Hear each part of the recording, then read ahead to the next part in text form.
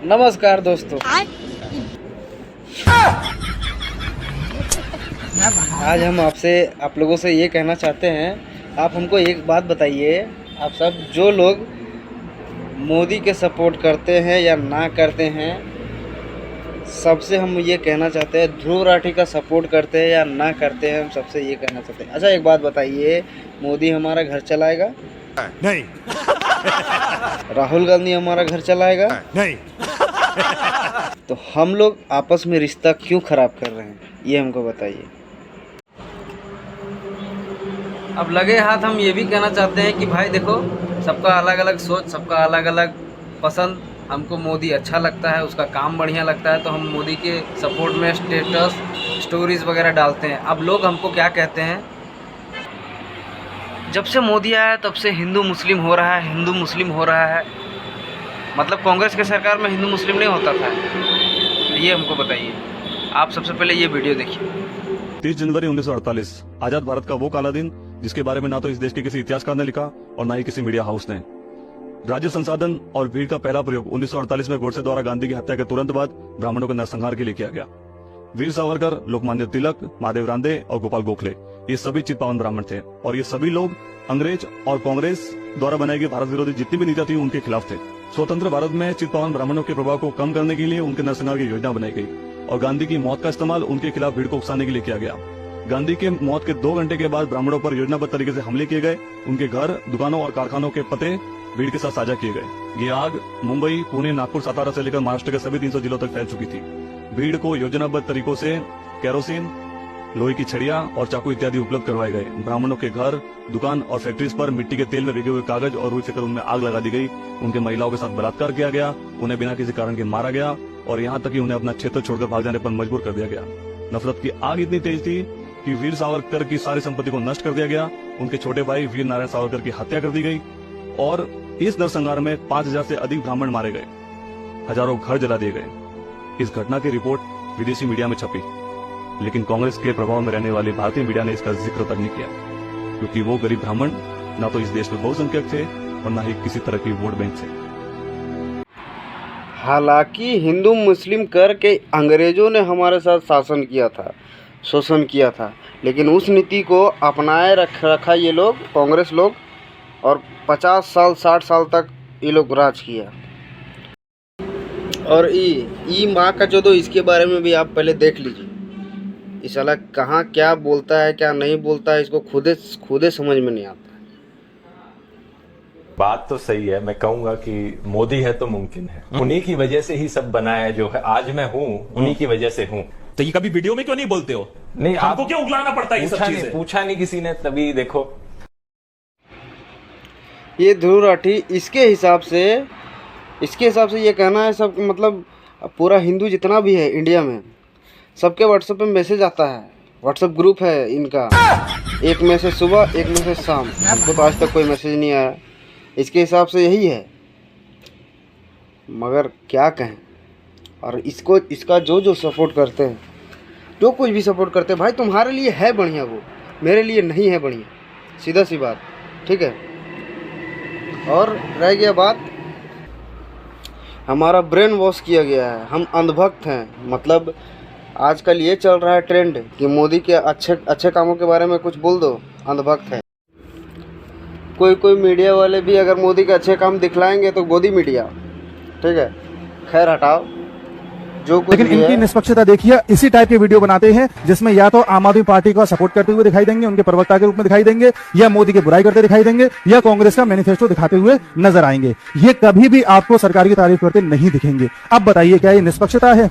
इसके कोई भी वीडियो आप देख लीजिए, संजय सिंह बाहर, केजरीवाल कब, संजय सिंह बोल रहा हूं, इस तरीके के। इनके अनुसार जब केजरीवाल को गिरफ्तार किया गया था तो दिल्ली की जनता सड़कों पर क्यों नहीं आई? ये दिल्ली की जनता पर सवाल उठा रहे हैं कि उसे सड़कों पर आ जाना चाहिए था। भाई क्यों आएगी एक चोर के लिए? दूसरी बात, ये और एक जर्मनी में बैठा हुआ है, ये दोनों मिलकर के केजरीवाल के लिए काम कर रहे हैं या उसको एज अ लीडर प्रोजेक्ट करना चाहते हैं लंबे समय से। पूरी एक लॉबी है। इन लोगों को उम्मीद थी कि 2019 में मोदी चुनाव हार जाएगा, उसके बाद केजरीवाल को आगे करेंगे, लेकिन मोदी तो चुनाव जीत गया। तब से इन्होंने एक नया प्रोपेगेंडा स्टार्ट किया कि जो भी मोदी की तारीफ कर दे, देश की तारीफ कर दे, उसके नाम के आगे गोदी मीडिया लगा दो, कैसे भी करके। अगर वो सब गोदी मीडिया है तो तुम किसकी गोद में बैठे हो? तुम्हारे तो वीडियो साफ साफ बता रहे हैं। तुम क्या निष्पक्ष हो? ऐसे ही वो जर्मनी में जो बैठा हुआ है, अभी इंडिया आया हुआ है, 2018 में भी आया था, उसने एक वीडियो बनाया था उस वक्त कि भारत का प्रधानमंत्री कैसा होना चाहिए। तो उन गुणों के हिसाब से केवल एक ही आदमी था जो प्रधानमंत्री बनने लायक था, और वो था केजरीवाल। अब ये दोबारा इंडिया आया है जर्मनी से, तो अब केजरीवाल जेल में पड़ा हुआ है। अब क्या बोलेगा? केजरीवाल के भ्रष्टाचार पर एक भी वीडियो नहीं बनाते ये लोग। ये वीडियो बनाएंगे किस पर? ऐसे मुद्दों पर जिनका कोई मतलब ही नहीं है, जैसे इलेक्टोरल बॉन्ड की आधी जानकारी दिखा करके सिर्फ ये बताना चाहते हैं कि कितना बड़ा घोटाला हुआ है। भारत कितने बड़ा डिक्टेटर है। अगर डिक्टेटर होता तो तू जर्मनी से आकर के यहाँ खुलेआम घूम नहीं रहा होता। अगर डिक्टेटरशिप देखनी है तो चाइना में और रशिया में जाकर के देखो, वहां एक बार सरकार के खिलाफ कुछ बोल दोगे तो अगले दिन दिखाई नहीं दोगी। कुछ लोग तो मोदी को तानाशाह बताने लगे हैं इसके वीडियो को देख के। मतलब कह रहे हैं वो कि डेमोक्रेसी ख़त्म हो जाएगी और आने वाला इलेक्शन जीत जाएगा। ऐसे भी मतलब केजरीवाल हेमंत सोरेन को जेल भेज ही दिया है, अब तो जीत ही जाएगा।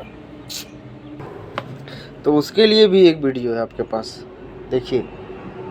अब की बार 400 पार ये नारा हर तरफ चल रहा है, पर जो एक सीरियस एलिगेशन जो आपकी पार्टी और सरकार पर लग रहा है वो ये है कि आप लोग विपक्ष को खत्म करने की कोशिश कर रहे हैं। केजरीवाल जी जेल में, हेमंत सोरेन जी जेल में है, ऐसे तो फिर 400 के आप लोग 500 पार कर लेंगे। जो लोग ये कहने का प्रयास करते हैं, तो मैं ये बताना चाहता हूं कि आज सोनिया जी और राहुल जी जिस मामले में बेल पे हैं, नेशनल हेराल्ड केस अक्टूबर 2013 में दिल्ली हाई कोर्ट के द्वारा स्टार्ट हुआ था, हमारी सरकार नहीं। डीएमके के नेता ए राजा कनिमोझी 2011 में जेल गए, हमारी सरकार नहीं थी। सुरेश कलमाड़ी 2010 में जेल गए, हमारी सरकार नहीं थी। मुलायम सिंह यादव जी के ऊपर 2007 में आय से अधिक संपत्ति का मामला दर्ज हुआ, हमारी सरकार नहीं थी। शिबू सोरेन 2006 में जेल गए, जेएमएम के नेता, हमारी सरकार नहीं थी। करुणानिधि 2000 में जेल गए, लालू यादव 1997 में जेल गए, जयललिता 1996 में जेल गई, और झारखंड मुक्ति मोर्चा रिश्वत कांड 1994 में हुआ। और एक और मैं बात कह दूं, इनमें से कोई ये नहीं कह सकता कि उनकी सरकारों ने कोई केस शुरू किया। ये सारे केस याचिकाकर्ता लोग कोर्ट में गए, कोर्ट के आदेश पे केस शुरू हुए, कोर्ट के आदेश पे जांच हुई और ये लोग जेल में गए।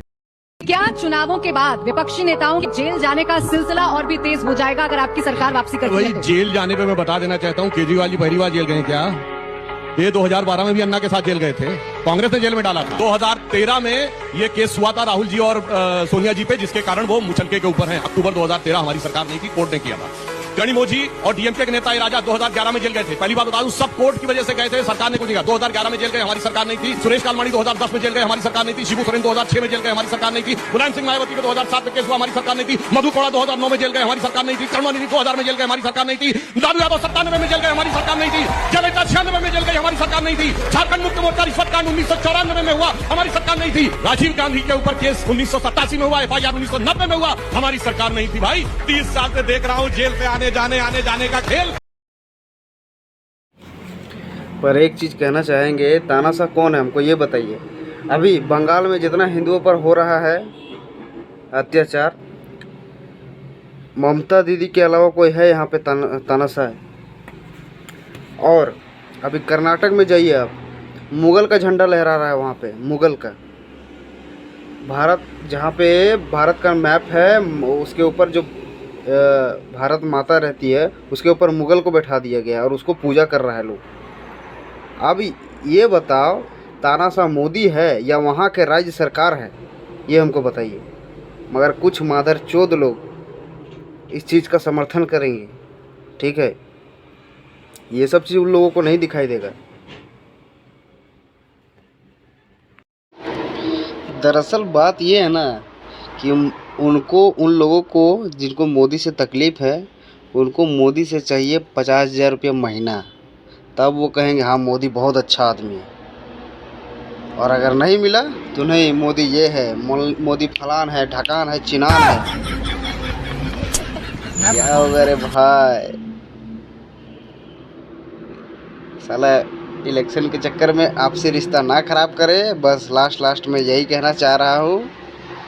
है रिश्ता खराब हो रहा है सबका।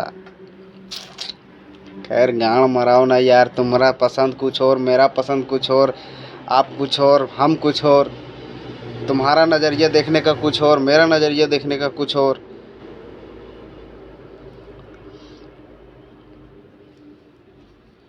ध्रुव राठी बहनचोद। कुछ लोग तो ये भी कह रहे हैं कि देश पर इतना कर्जा चढ़ गया है, कैसे चुकाया जाएगा, कौन चुकाएगा? तो भाई तुम जितना कर्जा कर रहे हो ना, जितना तेरे पास दिमाग है ना, जितना बैठे तुम जितना सोच रहे हो ना, वो चलती फिरते वो इतना सोचकर वो पूरा देश को चला रहा है, क्या समझे? अपने आप को उतना ही मतलब ये दीजिए जितना सूट करता है। जो आपका काम है वो काम पर फोकस कीजिए। आप झूठ मूठ का बकचोदी ना किया कीजिए, समझे?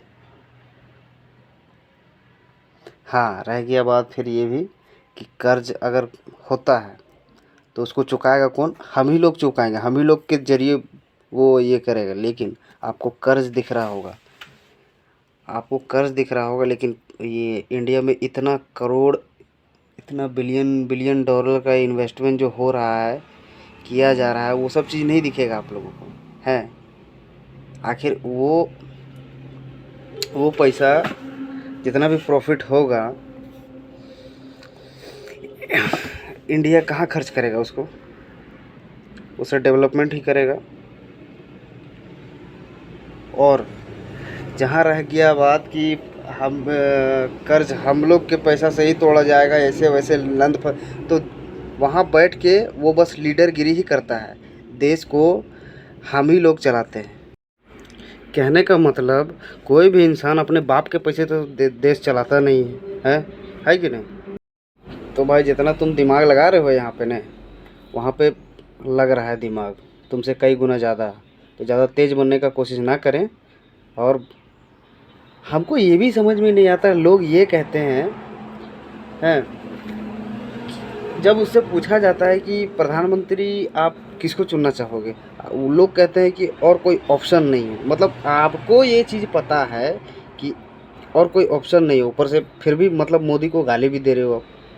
आखिर आप चाहते क्या हो यार, समझ में नहीं आता है। एक तो आप खुद ही कहते हो, फिर एक बात में रहो ना कि हमको पसंद नहीं है ये नेता, हम उसको वोट करेंगे, उसको फलान को वोट करेंगे, चिलान को वोट करेंगे। आप इस पे रहो। एक तो आपको पता है कि ऑप्शन नहीं है, ऊपर से आप उसका बुराई भी कर रहे हो, गाली दे रहे हो मोदी को। अब क्या ही बोले, सबका अलग अलग सोच है, समझ में नहीं आता है कि मतलब उसको चाहिए क्या मोदी से।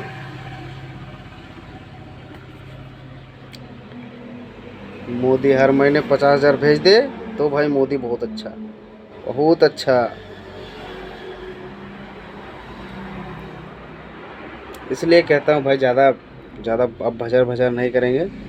अगर आपको सही लगे तो वीडियो को शेयर कीजिएगा। धन्यवाद। और आपसे रिश्ता ना ख़राब करें इलेक्शन के चक्कर में, गाड़ मनाने दीजिए इलेक्शन। चाहे जो जीते, चाहे जो जीते के आएगा तो मोदी ही, बाकी